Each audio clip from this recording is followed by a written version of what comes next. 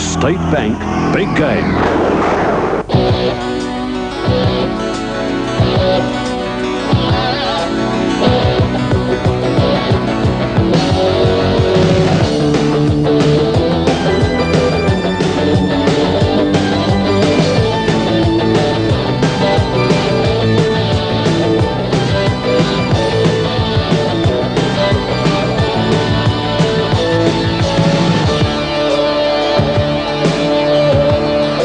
To the Sydney Football Stadium for this major semi-final between Cronulla-Sutherland and Canterbury-Bankstown. Hello, I'm Rex Mossop, your host for this clash today that will see the winning side move straight into the grand final.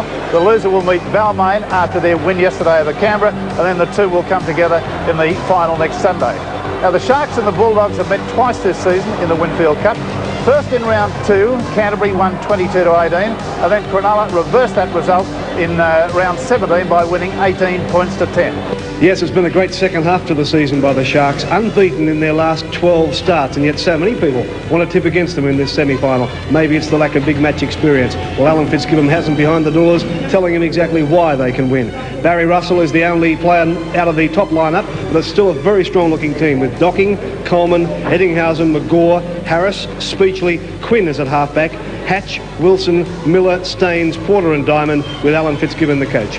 Well, as far as experience is concerned, Canterbury have it all. 3 times they've been the premiers in the 80s. They have a great lineup, although thinking back to last Sunday, they went to sleep against Canberra in the second half. I think they'll have to improve on that effort if they're going to be the first team into the 1988 Rugby League Grand Final. Let's take a look at that side, trying to do just that. From fullback, it's Alshan, O'Brien, Farah, Nissen, Thorne, the halves of Lamb and Hagan. The forwards are Langmack, Dunn, Gillespie starting, and folks on the bench. In the front row of Lee, Thomas, Tunks, who's the skipper, and the coach is Phil Gould. And so the Cronulla Sharks make their way onto the Sydney Football Stadium.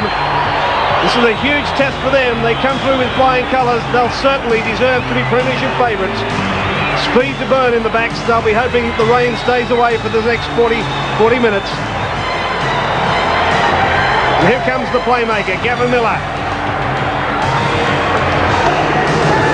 And here comes the reception for Canterbury-Bankstown, led out by Peter Tunks. The big question to be answered by the Bulldogs. Can they make it 5 grand final appearances in the 80s by winning through this afternoon? They were the champions in 84 and 85 and 1980. And the spotlight falls on the referees again. Graeme Annesley, the appointment for this final clash today. Well, we've had all seasons here at the football stadium again. Brilliant sunshine now, as you see, but we've had plenty of heavy rain earlier. Let's hope the hail stays away today. Referee Annesley blows time on. We're underway. Pressure for both sides, but pressure certainly on the Cronulla Sharks. They haven't been beaten in 12 weeks, as we've already mentioned. But they're up against a fierce defensive outfit in the Canterbury forwards. Brandon Lee in a lot of trouble there. Maurice, he's fallen over after making the first tackle of the match. Very unsteady on his feet. Now the Cronulla side work things away and up over the halfway mark as Hatch works out towards his wingers. Oh, pretty heavy defence coming in. Andrew Farah making the tackle. That ball will find touch. Yes, that touch Judge has his flag in the air. It went out and came back in again. Well, it's only got to touch the line, of course, to be out, and we'll see it again. Gavin Miller getting his foot to it. The ball going into and onto the line and back into field again. So it was only marginal, but enough to get the accolade. So first scrum of the match, and Terry Lamb will feed the scrum for Canterbury. You notice where Diamond was standing there at the kickoff? He was standing in the in-goal area. Well, it's come out to Cronulla. So that's a good scrum win for the Sharks. Pressure immediately for Canterbury now. Speechley got it away to Docking. Running off Docking was Harris. He got a pass away, which was forward anyway, but knocked on. So another scrum will go down, just 11 metres out from the Canterbury line. Well, one thing that concerned me there was that referee Annesley ruled that it was a knock-on and not a forward pass. Well, it was certainly forward. Canterbury came up in the scrum win. Beardsley and Lamb having a little contretemps there too, getting clasping each other. There's plenty of nerves out there. Now Canterbury with the football. Alchin playing it just outside the quarter. Look at Diamond down on his haunches as well.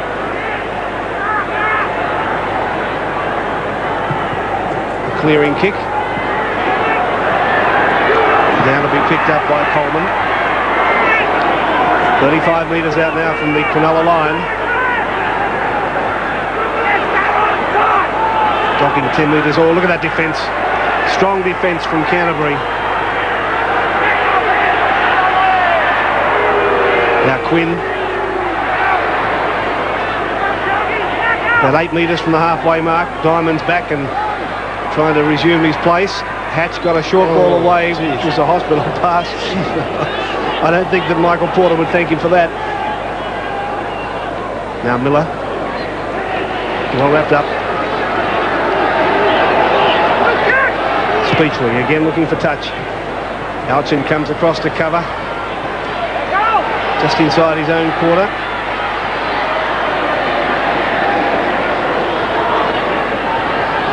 There's two teams, of course, in very similar colours, aren't they? And might be a little confusing as Alchin makes a little dart away. Reasonably confident start, Bill Anderson, from the Cronulla side. It sure has been. People might have expected Cronulla to go into this match with a safety first attitude, but they haven't. They've gone in with a safety last attitude and throwing the ball around. That's good to see. Nothing safe about that from Joey Thomas. Yes, Joey Thomas had a little bit of a lunge at that ball, at play the ball there and made a meal of it. That gives Cronulla the opportunity to get another scrum, one in the half of the Canterbury side. It's come out with the feed. Speechley has it now. Docking's come into the back line and almost got through that gap. Still working the blind side now as Hatch. Got a pass away to McGaw. Right on the quarter line now. Hatch again at dummy half. Made about 5 metres from there. McGaw dummy half. Away to Quinn. Penalty's gone to Cronulla. Canterbury backs all up offside. Yes, no argument about that one. They were very quick up. The referee was just as quick to see it. Penalty given right in front. A gift 2 points. Alan Wilson has kicked 66 goals from 93 attempts throughout this season. There's Stephen Folkes, kept as a fresh reserve, sitting on the bench.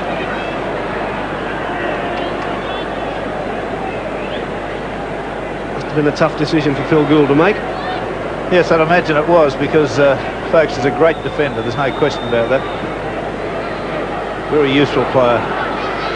We saw then how directly in front Wilson is with this. And he's only 12 metres back from the goal line.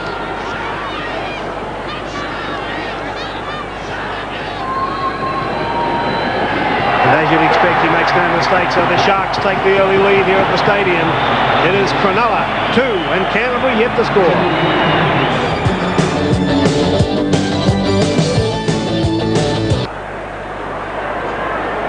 They go down deep for Diamond again to be the one to bring the ball back. He wants to time his run a little bit better than that. He came very close to being in front of Docking then. Yes, he nearly overrun the pass as Porter hits it up now. The interesting point you made before, Ian, about the similar colourings in these jerseys. I remember playing against Cronulla a number of times, and there certainly were more than one occasion where the pass was handed off to what you thought was a teammate. Out they go wide. McGaw ducked under a swinging arm from Andrew Farrah. Has already had one caution from Annesley. Miller. Oh, well, down goes Speechley. Gillespie and Dunn were in on him there. Another penalty for Cronulla. Pushing and holding in the play of the ball. Look at this tackle. This is a monumental tackle. Just, I think it was Dunn that ran straight into him there, and it's just unbelievable that he got up. Well, there's the man that did it, quite legitimately. Nothing illegal about it, but my heavens, Speechley must be a tough guy. He's down with his hands on his knees at the moment. Here's the kick from Wilson, so Cronulla enjoying their Speechley now. Back up, thanks to the magic water sponge. Bill Anderson, this is not unusual for Canterbury to start slowly. Well, no, it's not. They've the first 10 minutes of each half in their last game against Canberra, they were in a little bit of trouble, Canterbury, and they've got the same problem today. But Cronulla are playing the ball very quickly, Graeme, and it's making it difficult for the Canterbury defence, which is very much publicised, to get set. Well, they're looking very sharp and keen to spin this wide. I thought Magore was offside when the kick was put through. It's not going to mean any difference. Ball knocked back there, says Annesley, by O'Brien. Nissen wrapped up. Really sharp, this Cronulla side. O'Brien again to come away. Beats 2 tacklers with a good run. Tunks went without it. Now a penalty comes for Canterbury for Cronulla being inside the 5. They needed the penalty too. When you're talking there from Langmack. And Farrell to look for touch.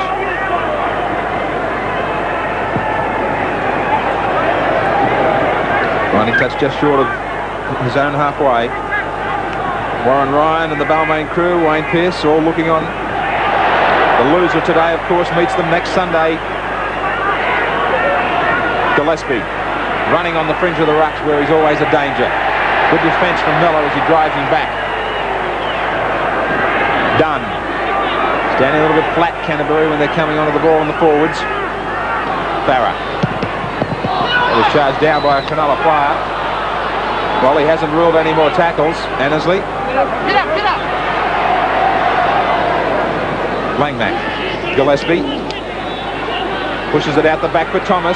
They've got a bit of a spread on here, Canterbury. Quick hands required. Well, it nearly went into the arms of Magore. 6 more tackles now for Lamb. He finds a hole out wide. Magore's on the chase. He'll bring him down. Brought him down well too. Rode him right into the ground. Good cover defence from Cronulla. Hagan. Done now. Just outside the 22. Canterbury on the attack. Lee. Midfield, Canterbury the option to go either side of the ruck now. They reverse play to the left with Hagan. Lamb, the kick into the in goal. He was decked after he kicked it. Quinn's there, he made it. It's a try! Steve O'Brien scored. Ronnie Quinn couldn't handle the kick. Had plenty of time, but they'd come up with the 4 points. Yes, an astonishing one here. Watch the kick through. The kick will always get people into trouble. Here it comes now. Quinn is trying to get to this, to force it. It gives an awkward bounce. He touches it with his hands. It goes between his legs. And that's the try to O'Brien. A quick try, a quick thinking try. A try where he had to really be in the right place at the right time. Here's Quinn again. Made a hell of a meal of it, but I feel a little bit sorry for him. Insofar as the gyrations the ball took in the in-goal area, it bounced right away from him. See it again from this angle. Now watch it go between his legs at this one stage. There. Oh dear. He'll regret that one till the day he dies. There's O'Brien, 23 years of age, a bricklayer, coming into the team for the first time for weeks and coming up with a good try. Steve O'Brien laying the foundations for a good start for the Bulldogs. The kick still to come from Terry Lamb, that man again from Canterbury who laid on the kick.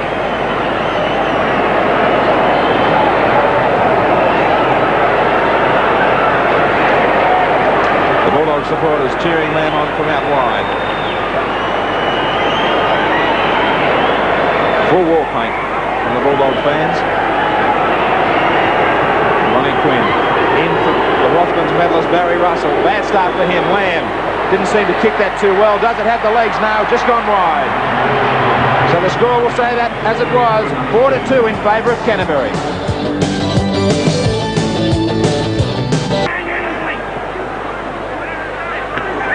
Brandon Lee.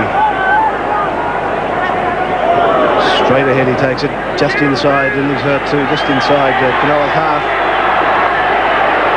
He's taken a couple of heavy knocks already. Yeah, it might be the convincing point, or the turning point for Phil Gould too, to start warming up Steve Fuggs. Here's Tunks. Oh, Brandon is very rubber-legged there. He's bleeding from the nose and very rubber-legged. Oh, look at him back there. Says he doesn't know where he is.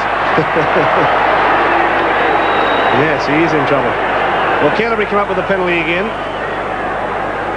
The David Hatch asked the question. And Brandon Lee still receiving some attention. Larry Britton, the Canterbury trainer. Scrums are all level at 3-all. Canterbury shade, Cronulla in the penalties 5-3. But now they find themselves in a great attacking position, the Bulldogs. This will be a test of strength for Cronulla. Alchin straight across field, takes the tackle, 12 metres out now from the Cronulla line. He's done, surges ahead. 8 metres out, Langmack dummy half, Tunks has it. Langmack again, dummy half. Across to Hagan, the little dummy from Hagan. He found support from Thomas, and Thomas scores a very good Canterbury try. Great passing from Michael Hagan. Yes, first class effort from Hagan. A well-worked move. Yes, it's a good move. See it again on the State Bank replay. Langmack gets it away there to Hagan. Hagan weaves his way through. The tackle is missed by Docking, and Thomas goes in for a very, what I would call a soft try. Out to Hagan, throws a little dummy, goes straight ahead, then gets about 4 yards beyond his original position, gives it to Thomas, who backed up well on the outside, and that's a very solid try, but one I think that Cronulla should take a lesson from. That is not good defence from them.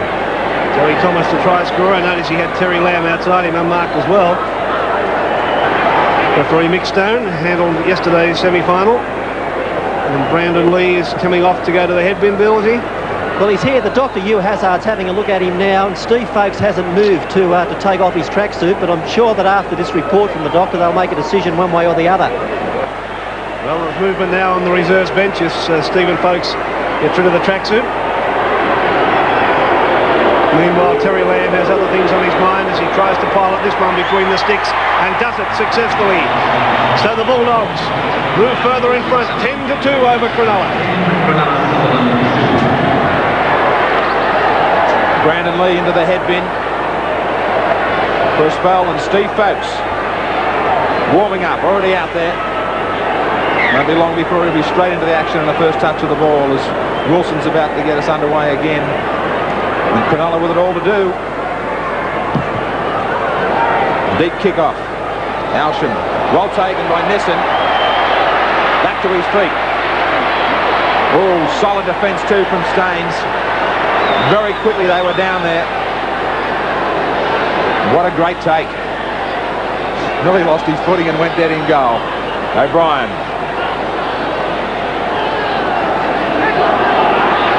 Canterbury hoping and trying to get this ball very quickly out of this danger area. Again, strong defence from the centres and Ron Quinn. Farah.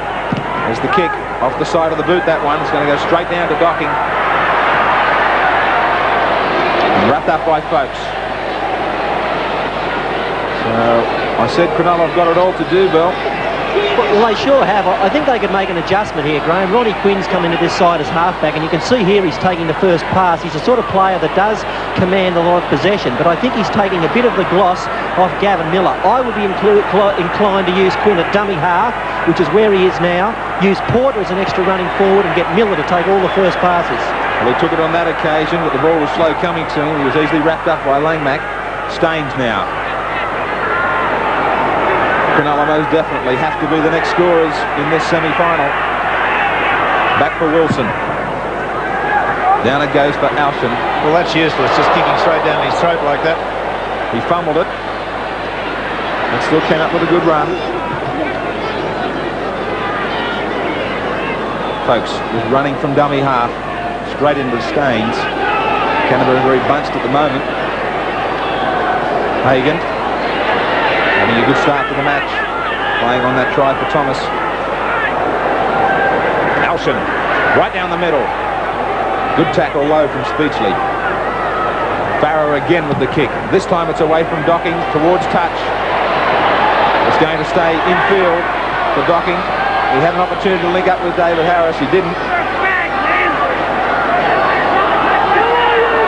Diamond running one out. Solid shoulder charge from Tunks. The crowd letting Annesley know what they think about the 5 metres from Canterbury's defence done. Tunks again over the top. A bit of light rain just starting to fall once more at the stadium. Canterbury well and truly inside the 5 out on our commentary position side. Kick was charged down and out into the arms of O'Brien. Come away, Levy, Those black clouds once more starting to build up as Langmack goes forward. And about 3 yards on the walk. Yes. Can't argue with that. Yeah, Langmack's been around long enough to know you can't do that. Look at him, 1, 2, 3, 4 paces forward, and the referee's pinged him straight away. State Bank replay picked it up. Any further, we would have had to call it a good run. Wilson. The Sharks under pressure.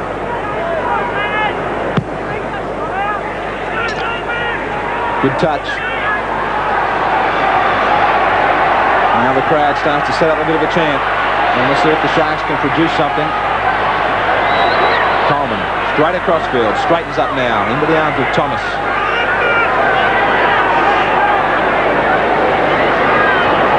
Quinn. For Diamond. Let's keep our eyes on Gavin Miller. He's the man that should be positioning himself 1 or 2 passes off the ruck. Quinn taking over for Staines. Now it's Miller looking for some runners. He finds Hatch. Can't find a way through the defence at the moment. Porter showing the ball for Diamond.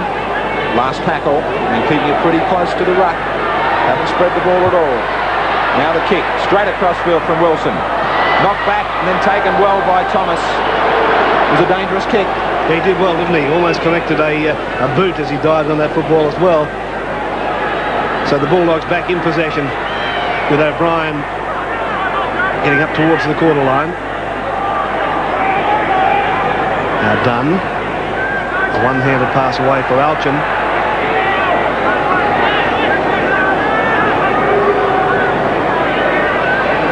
Straight upfield goes folks, and straight into a brick wall. Back for Farah. One bounce and Docking claims it. Working out towards Coleman's wing and finally got the pass away to Coleman. Coleman to the halfway mark before he's put down by Lamb. Yes, I was a bit disappointed he ignored McGaw outside him then. I think there could have been a lot more movement towards the Canterbury line had he got the pass away. Docking just inside Canterbury's half. Away for Quinn.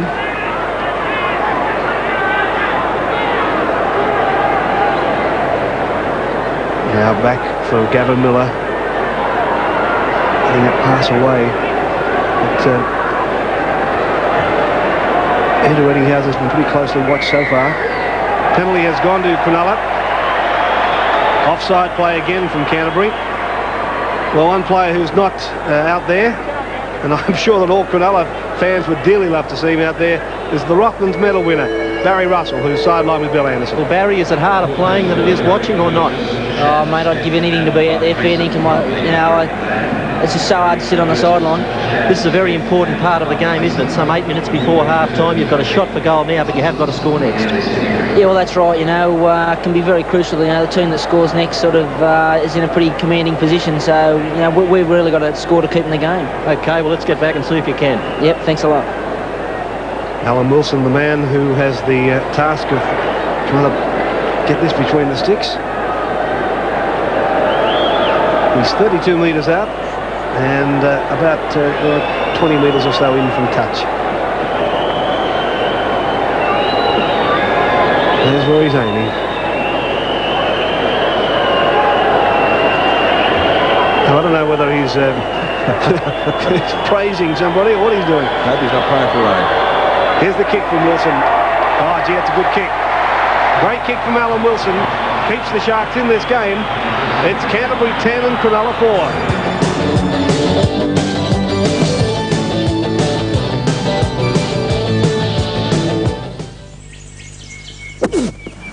If one Angle camera, we watch Terry Lamb with the restart. Interesting to note that Stephen Folkes has been on the field for only 8 minutes, but already he's made, well, that's his 8th tackle. And Canterbury have had the football for a large part of that time too. This time it's the Sharks with it. Here's Miller. probing the edge of the ruck, electing to hang on to the football himself this time. Now Wilson will play it. 10 from halfway. David Hatch. Speechley again looking for touch. And Robin Thorne was there to take it.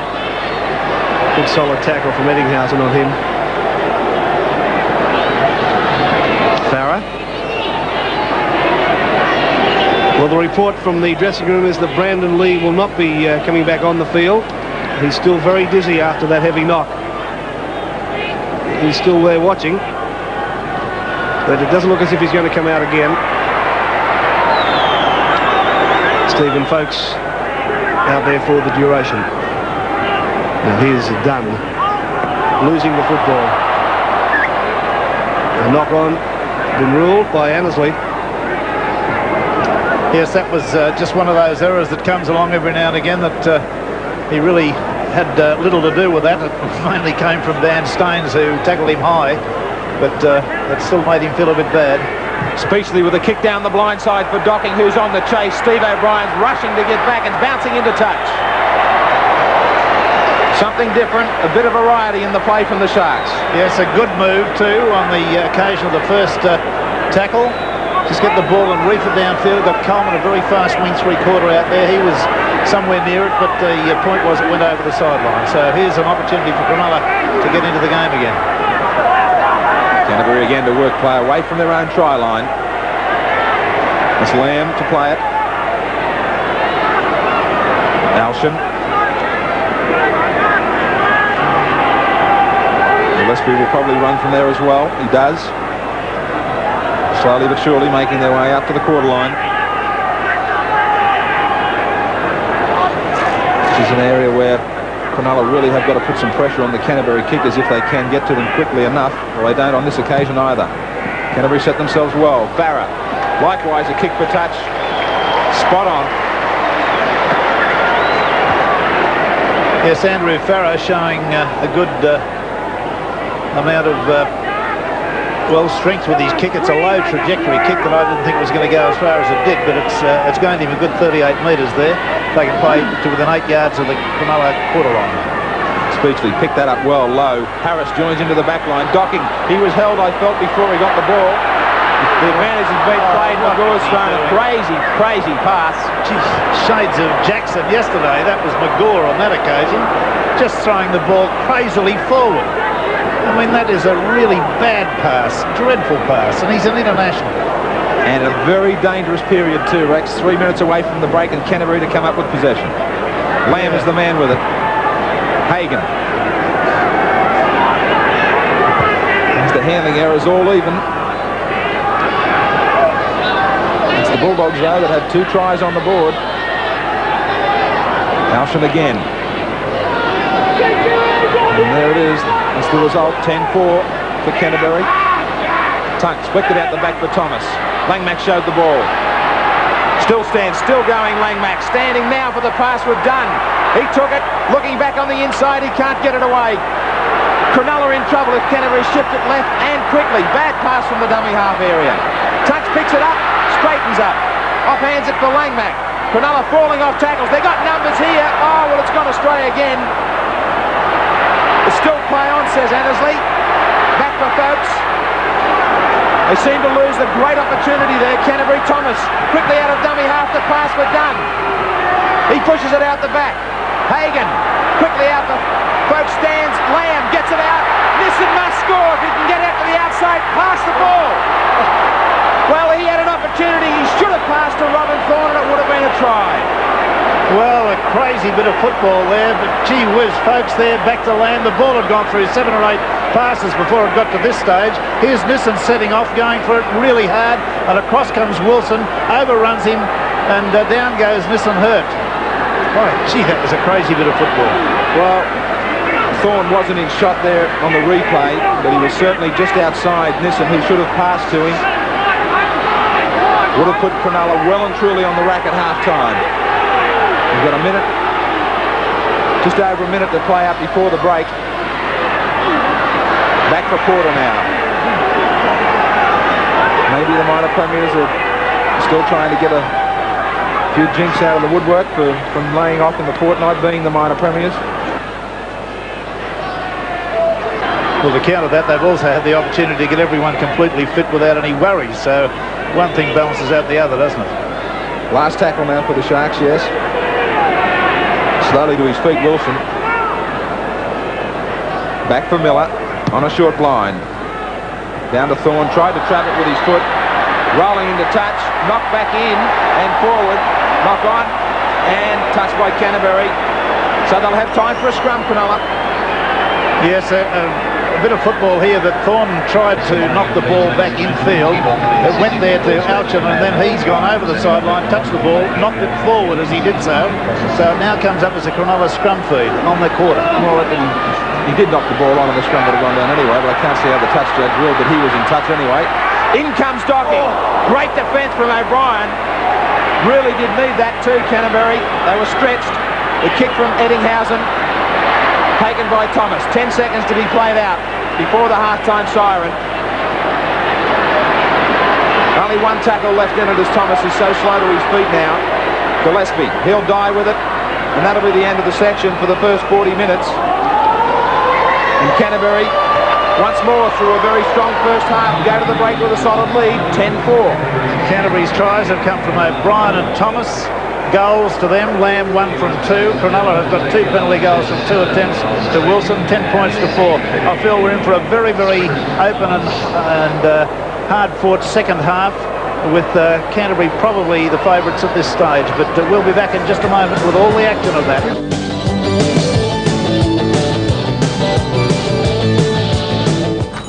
And we welcome you back to the football stadium where we're checking the wind speed and direction with that windmill. It's probably an unusual place to see a windmill next to the football stadium, but Rex Mossop assures me they were a common sight in the last century. How would I know? How the hell would I know? You're still working with it.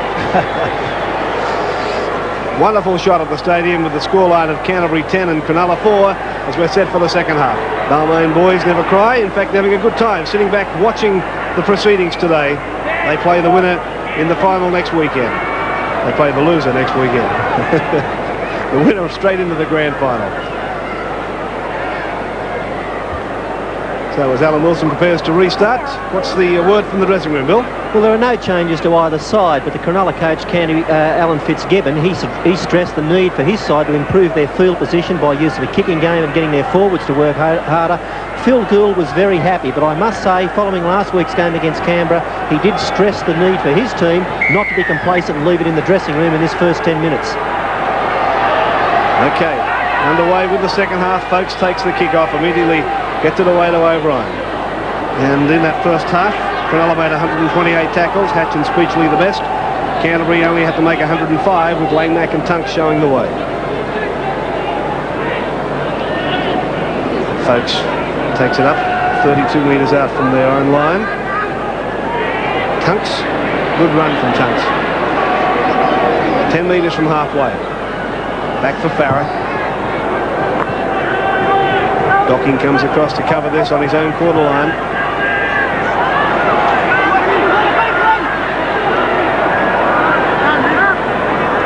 Porter. Found an unguarded blindside there, didn't he, for 15 yards? He did. Staines.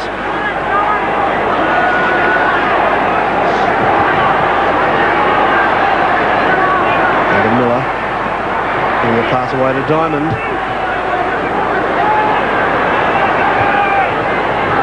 Just on the halfway mark now, the Sharks. Miller again. And pretty closely watched today. Well, the crowd hooting a Cronulla player decked in back play without the ball. Oh, a little kick through from Wilson. But Hagan eventually playing at 10 metres from halfway. Cronulla player still down. Must have been fairly well off the ball, Graeme. Well, it was off the ball. The crowd certainly saw it. Ronnie Quinn is the man back to his feet. Nothing from the touch judge. Tunks takes it into Cronulla territory. Now back again for Farah, as we've seen so often. His kick racing towards the goal line. Docking has it. And can't beat the first tackle. There's Nissen. And here's Harris. Strong defence from Canterbury. Pushed Harris back to only about 3 metres from his own line. Porter. He got to the 10-metre mark. The entire 13 Cronulla players all within about 10-15 metres of each other. They really are bunched. Indeed they are. Staines is about 13 or 14 out now. And McGaw can't get out of this quarter. It's up to Miller to get them out that way. This kick on the halfway mark now. Alchin was able to pick it up. Ringed in by Cronulla defenders. O'Brien. I don't think that the Cronulla coach can construe that as good ball kicking. His team really didn't get themselves out of trouble. Against Canterbury, come straight back again. Still in possession, still inside the half. And Andrew Farrow it is who will play it. There's the Cronulla coach, Alan Fitzgibbon, from a lofty position watching this game. Langmack. Last tackle now for Canterbury. It's back again for Farah. His kick is going to bounce in the in-goal area. Coleman is able to pick it up, but can't get out. That's good chasing and good defending from O'Brien. Yes, well, the kick was put in by Farah. It was a kick that was intended to go into the in-goal area. It did that. Coleman fielded it very well, but excellent cover there by O'Brien. Puts him down, so the pressure's still on. Now, the touch judge is in, presumably, on that Quinn matter. And Gillespie's the man that he wants. Well, I wouldn't flirt with danger were I Gillespie if there's any suggestion of anything illegal about it. This fella's been running fairly near the line. Phil Gould again up in the lofty heights at the grandstand here. Watching his side going pretty well at the moment. Now Nissen, who seems to have discarded his headgear. Alchin. Just about on the Cronulla quarter, so the Sharks still under plenty of pressure as Tunks is caught by Wilson. Langmack. Thomas's dummy half. It was a pretty bad play, the ball. Hagan got it away to Lamb, the run around with Hagan. Linked up with Farah. Farah still moving strongly into the quarter. Last tackle signal now for Canterbury. Lamb. The grubber kick is a good one. It's beaten Docking and there's a race for it and that's a try! No try! Disallowed! Well, gee, I'd like to have a look at that. Well, you're going to, because the State Bank replay will have a shot of it. There's Docking missing the ball. And we'll see the frantic dives now for them as they come to it. He appeared to dive over the top of it, the fellow in the front there, Gillespie. He appeared to miss the ball to me and go over the top of the ball. Well, dramas for Cronulla. It was a great kick, wasn't it? Well judged. Magnificent kick from both Lamb and Farah. Really putting their kicking game together, and just the start that Phil Gould wanted. Their minds are well and truly on the job. They come up with another set of 6 tackles. Away goes O'Brien. Support back on the inside. This time will Gillespie score? No! Joe Thomas. He'll pick up his second try. Put that down to pressure. Canterbury have had all the possession and a fine kicking game. Number 2 for Thomas. Well, Thomas is getting to get a reputation like George Watt, the hooker who used to score a hell of a lot of tries in his day. Here was O'Brien coming away with a very good run. Getting the pass back on the inside there nicely to Gillespie. Gillespie gets it away across the body there of one of the Canterbury players onto Thomas. And that was the end of the section as far as Cronulla were concerned. I really think it's probably the end of the section anyway. But here's the young lad coming away with a very strong burst up the sideline, going nicely, looks back on the inside, finds Gillespie. The big fellow's too powerful, gets a pass across to Thomas. He can't believe he's good fortune. He's in for number 2. And 2 tries to a hooker in a match of this importance is something, let me tell you. I always considered if I ever scored 2 tries in a match, I should get £100, but that was the way it was in those days. But back across to Gillespie, the big fella gets the pass away, and there he is in again, Thomas. 2 tries in the major semi-final. By gee, you'll remember this game. Thomas, the try scorer, and the replay showing there Miller and Ron Quinn just about knocking each other out. And Quinn's not a well man. Surprised after that. And we have a replacement out there for Cronulla, Bill. Well, it's John O'Connor wearing number 17, and boy, don't they need him. They look tired to me, the Sharks. Well, there's a let-off for them. Lamb missing that kick. Strong scoreline for Canterbury, though. The Bulldogs lead 14-4. There's going to be a change in the Cronulla side. Yes, the wing is going to be changed. Glenn Coleman and Sean Watson will take his place.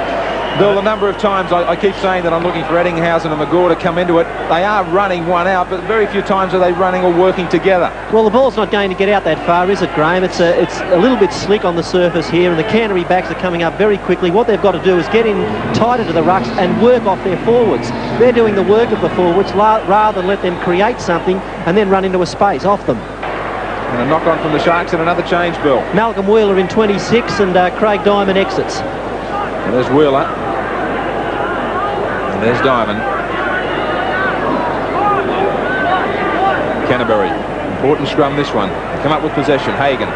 Beats Beastly on the inside. Beats Hatch.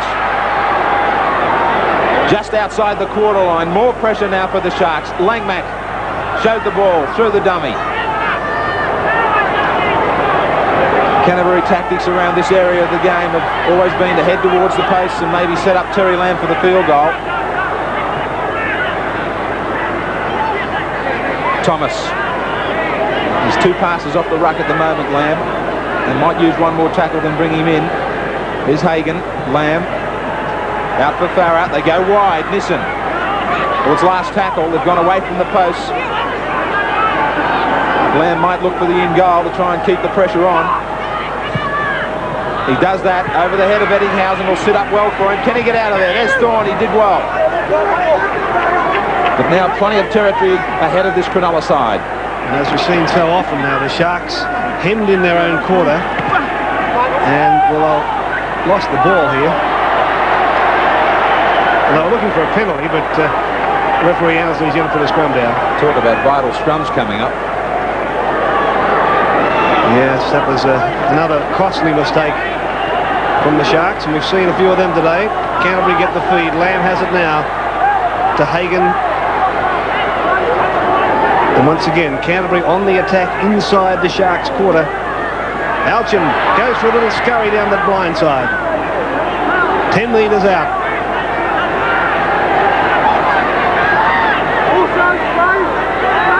Folks will play it.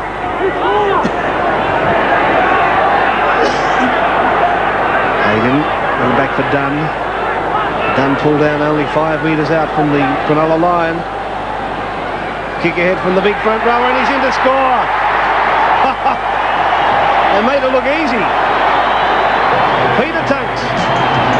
That's Peter Tunks, the Canterbury captain, coming up with a little grubber kick that didn't look all that dangerous, except that it went exactly where he wanted it to and ricocheted off the leg of the replacement player. He carried the ball over the line, but at no double movement because he wasn't held, he wasn't tackled in any way. He does grab the ball in the field of play and just dive over with it, no advancing of the arm. So that's a good try. It's going to be a 6-pointer too, I would think, because of the fact that it's been scored fairly adjacent. Here's the little grubber off the right hand of the right boot. And there he goes, scoring a very good try, a very neat try. He's done very well today, has Peter Tunks. About 4 or 5 occasions I've been counting. I usually do with forwards. The number of times he's been able to get a pass away. Some of them have been ill-directed, one of them went on the ground, but the passes in general have been able to keep the play going. And that's what we want. Dunn and he have been good at that today. Another Canterbury change, Bill? Yes, Mark Bugden in 14's replaced Joe Thomas. Okay. There's Joe Thomas. He scored a couple of tries in a very solid game. And Terry Lamb has 1 from 3. And a lot of questions were asked about this Cronulla side prior to the game. I think they'll be continued to ask as well. Lamb puts it between the sticks. So the Bulldogs take a real strong grip on this football game. 20 points to 4. Already we've seen two sides into the grand finals in lower grades. Parramatta in the under-21s, Manly in reserve grade. And it looks very much like the Bulldogs will be the first side into the main grand final here 2 weeks' time. And still they're hungry for points as Bugden brings it up. And don't forget, on that grand final coverage on the 11th, 2 weeks from today, we're on air from 10 o'clock in the morning as Terry Lamb splits them. I'll get this out in a minute. Lamb pulled down 10 o'clock in the morning till 6 at night. You'll see it all here. Get back to the football. He's Dunn linking up with Tunks. A pass which has gone astray. Dunn falls on it. I think the pass was knocked forward finally, but that was a great break by Terry Lamb. All started with a Gillespie break up the right-hand side, the left-hand side here earlier on, but there's Dunn. Yes, that grand final day should be a beauty. Everything that moves will be covered here 2 weeks from today, from 10 o'clock in the morning. And next Sunday, it's Balmain against probably Canterbury. Oh, not probably. Cronulla? I'll get it right in a minute. Cronulla. Now, the Sharks desperately trying to get back into this football game. Miller turning it back inside for Eddie Larson. 5 metres from the halfway mark. Speechley.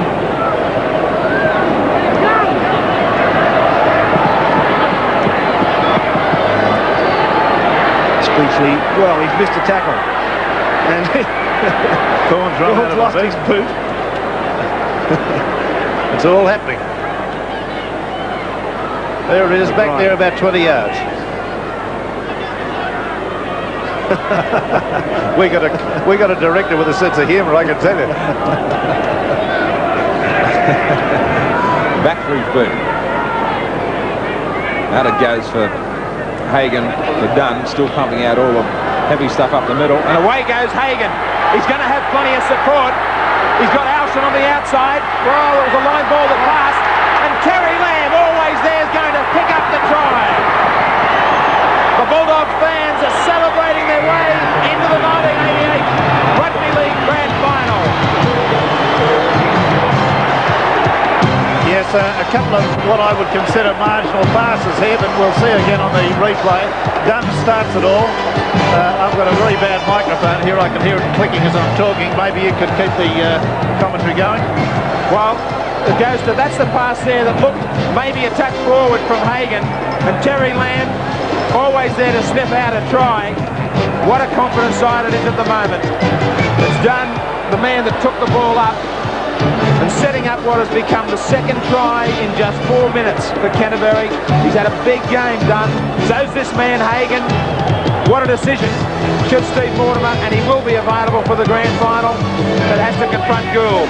Good pass there from Alston as he was falling. And Terry Lamb pumping out, and he is enjoying this, you better believe it. Well, apparently my microphone's been rectified now. But Terry Lamb did enjoy that. That was a beautifully laid on try. I like to give most of the credit to Dunn, who was standing in the tackle and turned the ball back. That was the initial part of the movement, and that always looks good. Forwards that can do something like that, really, they're great. Backs that do it, well, they're supposed to do it. There's the Terry Lamb story. And what a story it is for Canterbury. What a buy he was for them. 754 points, 24 field goals, 232 goals, and 64 tries. How many days? Terry Lamb. About 10 metres to the side of the post. Adds the extra 2 points for his own try. Canterbury-Bankstown 26, Cronulla 4. This major semi-final promised so much for the Sharks. And they've got little now to play for in the last 10 or 12 minutes of the game. As Wilson kicks deep to Langmack. For O'Brien to bring it back. Bill Anderson, they now confront themselves with a very tough week, the Sharks. Well, they sure do. I think they're going to have to do a lot of work too, Graeme. They came onto this field, and after 20 minutes I thought that the Sharks were looking tired. Let me say they needed the run, but I'm sure they wouldn't appreciate having to come up against Balmain next Sunday in the final to work their way into the grand final. Well, the Balmain boys have been here, Bill, all afternoon watching this game with interest. Yes, and they would have found a team that they'll be playing next week that has been found wanting on the fringe of the ruck, where Canterbury have been able to pop up passes to supports and make good yardage on them. Was there any signs, Bill, do you think, that maybe the workload was starting to get a little bit tough for Balmain yesterday? Well, I thought they were pretty impressive, Balmain. They certainly didn't panic when Canberra did. There were times in that game when both sides had a few hiccups, but Balmain overcame them better. So Cronulla now through Docking. It's been a very impressive display from Canterbury. Bill, Canterbury with a change now. Yes, number 18, Greg Barwick. He's only a youngster, but a talented player. Will take the place of Andrew Farah. So Watson went back for that loose pass. Canterbury defence still coming in very quickly. O'Connor. The question also to be asked is how much do they miss Barry Russell? A hell of a lot, it would seem, as the penalty comes their way. Barwick comes on. And Andrew Farah, whose kicking game has been nothing short of excellent today for his Canterbury side, leaving the field. And getting a good round of applause too from the Canterbury fans that are here. Now Barwick has gone to fullback. Alshan up into the front line. And there's the scrums and penalties. The scrums favoured the Sharks, as have the penalties. Unfortunately, not the all-important scoreline. Now they get a chance to finally get a try on the board. And they've been in this position on only a few occasions. And they've let themselves down badly as well. What can they do now? Miller takes the tackle. He lost the football. Yes, Miller on the State Bank replay, trying to weave his way and jink his way through, but drops the football at a critical stage, and there's a scrum will go down with Canterbury to get the feed. So it's Alchin playing halfback now and scampers away from the scrum base.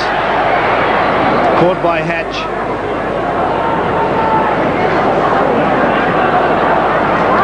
Gillespie out to Thorne, who's knocked it on. Yes, one of the rare unforced errors.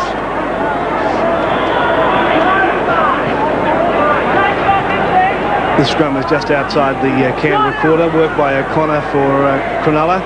Speechley on to Docking. Then to Eddinghausen. And again, ET's wrapped up. Docking dummy half down the blind side from Magore. Puts a big shoulder into the defence. Sent Nissen on his backside. Docking. Caught by Langmack. Away goes Wheeler. Again, Cronulla inside the quarter now. Miller found Speechley with some room to move. Speechley, an overhead pass which has been taken nicely, and that's a try, and that's a very good try to Wilson.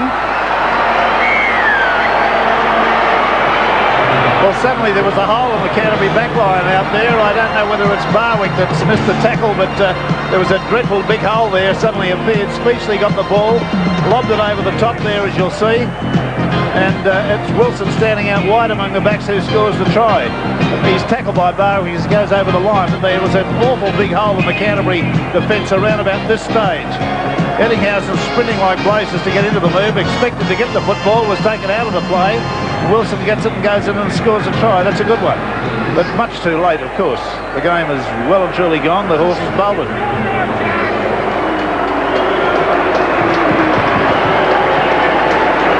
Another Canterbury change, Bill. Yes, Simon Gillies has gone onto the field and replaced Paul Langmack. I'm going to try and have a chat to him now. Well, Paul, congratulations. Obviously, you're going to be in the grand final with only some 7 minutes to go. Oh, well, Bill, I don't know yet until the siren goes, but if we do, it's a great effort from the club and feel good. Those so-called critics expected us to finish 9th at the start of the season, and we'll keep bagging us. Thanks for chatting with us. Never stuck for a word. Langback, does he ever shut up? Wilson's conversion is wide.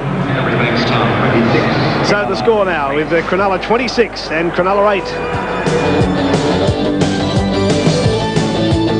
Continuing in the Cronulla side, Bill. Yes, Danny Lee going on for Michael Speechley, and I'm working overtime here at the moment. Okay. Docking takes the kick and gets it away to McGaw. They're on the quarter line.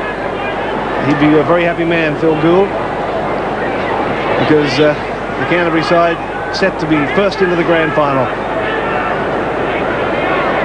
Great achievement from him. Stallions.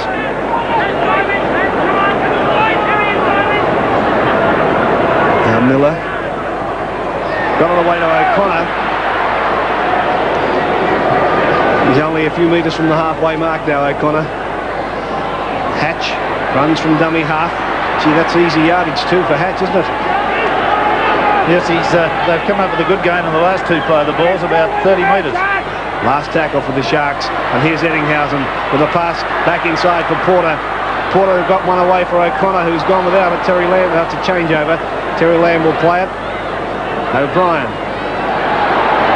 brings it straight back to the quarter before Speechley brings him down.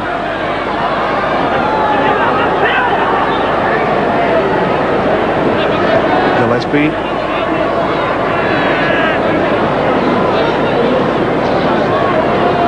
Gillies. Bugden runs from dummy half.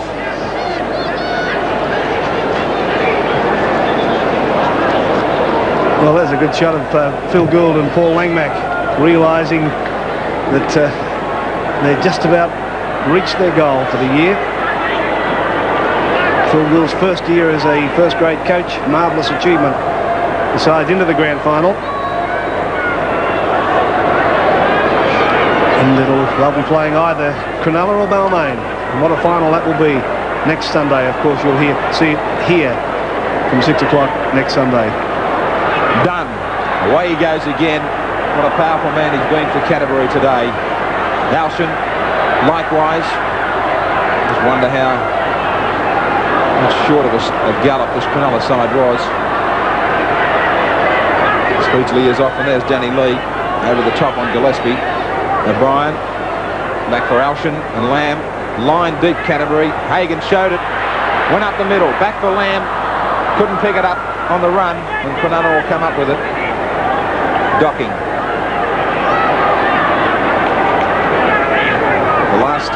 Inside the last 4 minutes of this major semi-final. And the minor premiers, as so often is the case, will do it tough. And look at the smiles on Canterbury, who also have Tony Curry, that man with Langmack, to come back, in the mail that Steve Mortimer will be available for selection.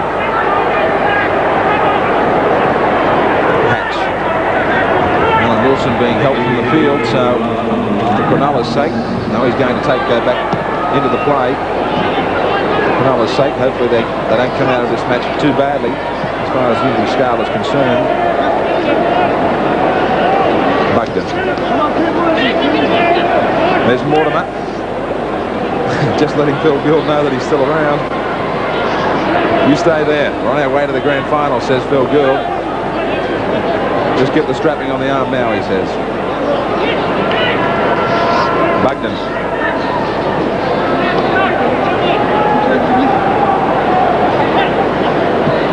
Dunn throws the dummy, shows it, then gives it to Folks. Last tackle for Canterbury.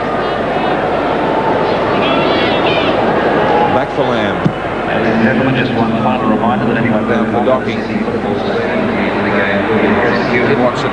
Well, this is one area of the game that I really thought Cronulla might have gone in a little bit stronger with Wilson, also Ron Quinn, Gavin Miller, their kicking game, but Canterbury's has been spot on. Well, to have a good kicking game, you do still need to be going forward first, and I just think that's where Cronulla have fallen down, Graeme. They haven't been able to get initial momentum up and then tack a kick onto the end of it, where Canterbury-Bankstown have. And the forwards certainly have paved the way once again through the likes of Tunks and Gillespie. There's the man with the kicking game, Andrew Farah. Good tackle out wide from Nissen. Wilson just taps it. Goes again to Hatch, O'Connor, Eddinghausen, quick hands out to Harris, who can't handle it. Tells its own story in this major semi-final for Cronulla. When you're hot, you're hot. There was a good bit of chain passing here. The passing went quickly. Eddinghausen got it out to Harris there, and he just can't handle the football. It's just one of those days for them, I'm afraid. I do tend to subscribe to the view perhaps that they might be a little bit underdone after having the break. I've always believed in that. But I'd heard that they were training exceptionally hard and so forth. And the other advantage of them not playing a couple of weeks prior to this one was the fact that they get all their players fit again, which should have been a plus, but it obviously hasn't been. Well, the one thing that I would have thought, not being a big side, that it wouldn't have done them that much harm. Maybe a little bit of cohesion. Gavin Miller really hasn't got involved with his ball skills as much as people would have thought today. I think he's tried to. He's been belted a few times and made to look bad a couple of times. We'll talk about skills. This is where it's all been happening for Canterbury around the fringe of the ruck. Folks, back for Alshan. Hagan. Little kick ahead for his outside backs. Watson's back for it. He's made a meal of it also. Knocked it on. Knocked back, says Annesley. Docking to bring it out with just a minute to go. I think Cronulla will be happy when this is all over. 5 tries to 1 is a bit of a lambasting in such a match. They really haven't shown a great deal at all. Apart from the initial stages, they haven't shown much at all. Lambasting might be about the right word too, Rex. The last fortnight, the form that Terry Lamb has been in. Yes, that's true. He's a great player. We saw his great record on the board there earlier. All those astonishing goals, 200 and something goals and 68 tries and so many field goals. Well, still trying to push the pass, Cronulla. They'll just go down with the last 30 seconds of the match, a scrum on their own quarter line. Canterbury with the last chance at scoring in this match, knowing full well, as they do there for their coach Phil Gould, that they're already into the 1988 Winfield Cup Grand Final. Cronulla are going to make a liar of me and win it against the feed. Spreading the ball they go. Magore out into the open spaces as the crowd again counts us down into the last 5 seconds. Ball goes astray once more. It doesn't mean a thing. Canterbury-Bankstown, the first team into the 1988 Grand Final. Phil Gould, the coach who's done it all in his first year. Terry Lamb, another fine game from him. The flags fly high. Gillespie, powerful all day.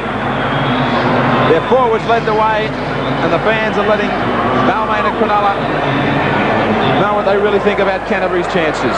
What a win, 26-8. O'Brien, Thomas 2, Tunks, Lamb all scored tries. Lamb kicked 3 goals. Wilson's scored the only try for Cronulla in their 8 points and also kicked their 2 goals. 26 points to 8. I'll be back with the man of the match in just a moment.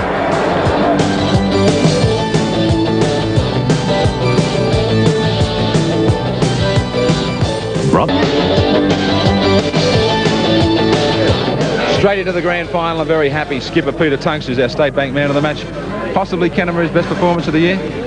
Well, you could probably say that. You know, everybody did very well today. We probably dropped off a little bit in the last 10 or 15 minutes, but it's a very happy Canterbury side in here, I can tell you. Can you believe it? Front rowers, chip kicking for tries? Oh, mate, it's just, what can I say? Did them for pace, did you? Yes, mate, yeah. Whatever you reckon. All right. I hope you're not short of money. You told us you were last time you won the man of the match. $1,000 from the State Bank in the form of a State Saver savings account. Thanks, Graeme. I'd just like to thank Channel 10 and the State Bank and the rest of the fellas in the team. Just, it was a great effort. All right, congratulations. Thank you. Peter Tunks, our State Bank man of the match. And on to opportunity. You're talking about great opportunities. Michael Hagan hasn't let it slip. Keeping those boots warm for Steve Mortimer. A difficult decision now for Phil Gould, yourself or Steve Mortimer for the grand final. Yes, Graeme, that's pretty well the case. I haven't heard at this stage how Steve's travelling, but obviously if he's fit, Phil's got a decision to make, which it's not mine, so I'll just do my best if given the chance. Harry Russell back next weekend? Well, we hope so. Unfortunately, we've lost Ron Quinn with a fractured cheekbone, and you know, Barry Russell's been a very, very important dimension into our play this year, and I only hope that for his sake and for the team's sake and for Cronulla that he's back next week. Do you think Cronulla were really short of the gallop? I don't know. I thought our forwards played tremendously well. They took it to Cronulla early in the game, and we really didn't expect them to match us in that department. As it turned out, they paved the way for the victory. I thought we had a number of great players today, but as a team, I've been associated with these blokes for a number of years. This year, the first time as a first-grade coach, and I'm very proud to be associated with them. Don't say you're hoping for a draw in extra time, and don't tell me you don't care. Who do you think will win the final between the Sharks and the Tigers? I think Balmain, too big and strong. Well, clearly the better side won this match today. The Canterbury forwards were very, very dominant. The likes of Dunn, Tunks, Langmack, Gillespie, these people were just much too big for and too strong for the Cronulla side. Big matches are won in the forwards. This one apparently went that way.